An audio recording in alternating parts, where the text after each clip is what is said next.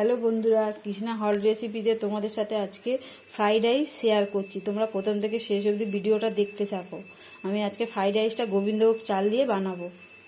তার জন্য আমি গোবিন্দভোগ চাল নিয়ে নিয়েছি 1 কেজি। এই যে চালটাকে ধুয়ে ভিজিয়ে রেখেছিলাম, তো এটাকে জল ঝরিয়ে নেবো, নিয়ে এটা দিয়ে আমি বানাবো। আমি কড়াই বসিয়ে দিয়েছি। এবার আমি কড়াইয়ের মধ্যে সাদা তেল দিয়ে দেবো, দিয়ে সবজিগুলোকে ভেজে নেবো। বিনস, গাজর আর মটরশুঁটি নিয়ে নিয়েছি। এগুলোকে এবারে সব ভেজে নেবো, সবজিগুলোকে একে একে। তেল গরম হয়ে গেছে, এবারে আমি গাজরটা দিয়ে দিচ্ছি।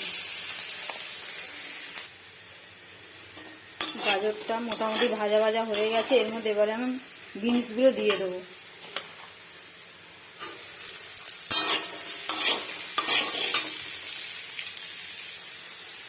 বিনসটাও আমার মোটামুটি ভাজা হয়ে গেছে। এবারে আমি এতে মটরশুঁটিগুলো দিয়ে দেবো।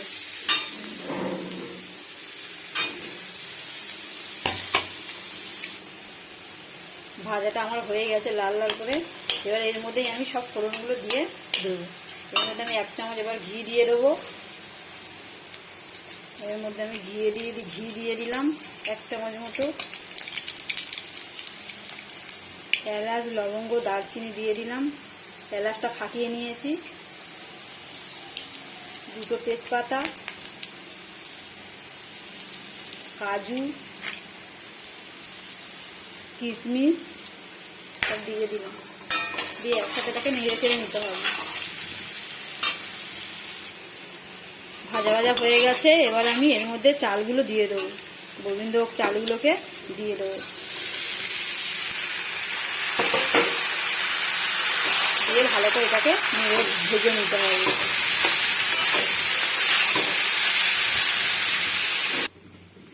দেখো ভাজাটা আমার এরকম হচ্ছে। ভাতটাকে এরকমভাবে ভেজে নিচ্ছি চালটাকে।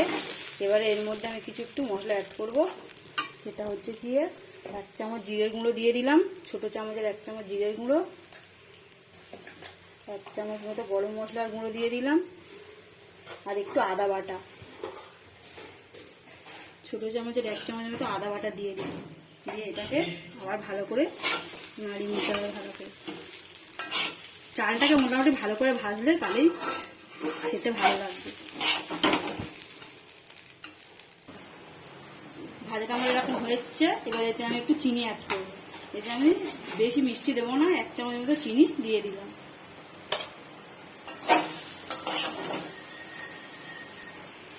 ভাজাটা আমার দেখো একটা কত সুন্দর একটা কালার এসেছে। ভাজাটা আমার হয়ে গেছে, ঠিক এই রকম হবে।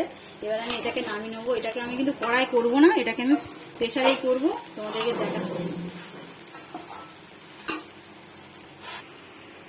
প্রেসার কুকারটা আমার বসিয়ে দিয়েছি। এর মধ্যে সামান্য একটু ঘি দিয়ে দিলাম, যাতে না ভাতটা লেগে যায়।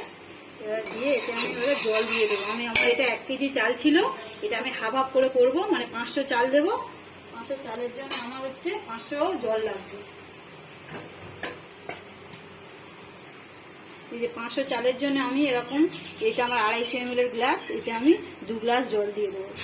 এটা যদি আমি কড়াই করতাম তখন কিন্তু আমার যতটা চাল ততটা তার বেশি ডবল জল লাগবে। যদি 1 কেজি চালে তখন আমার 2 কেজি জল লাগবে। এটা যেহেতু আমি প্রেসার কুকারে করছি, তাই আমার হাফ জল দিলেই হয়ে যাবে।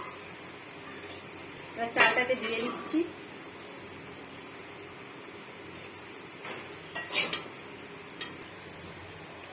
এতে আমি এবারে নুনটা কিন্তু তখন আমি দিইনি, এতে আমি এবার নুনটা দিয়ে দেবো।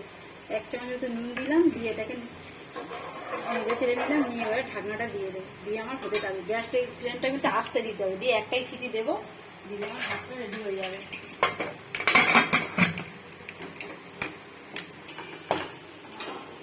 প্রেসারটা আমার ঠান্ডা হয়ে গেছে। এবার খুলে তোমাদেরকে দেখাচ্ছি। দেখো কেমন হয়েছে ভাতটা। এই দেখো ভাতটা আমার কেমন হয়েছে। প্রেসারে একটু বানিয়েছি, এই দেখো পুরো ঝড়ো হয়েছে। একটু একটার সাথে একটা গায়ে লেগেও যায়। দিয়ে দেবো, দেখেছো কেমন এই ফ্রাইড রাইস হয়ে গেছে। যদি ভিডিওটা ভালো লেগে থাকে অবশ্যই লাইক, শেয়ার, কমেন্ট করতে ভুলো না। ফ্রাইড রাইসটা বানিয়ে বাড়িতে খেয়ে দেখো এরকম সহজ পদ্ধতিতে। আশা করি ভালোই লাগবে। আজকের মতো টাটা।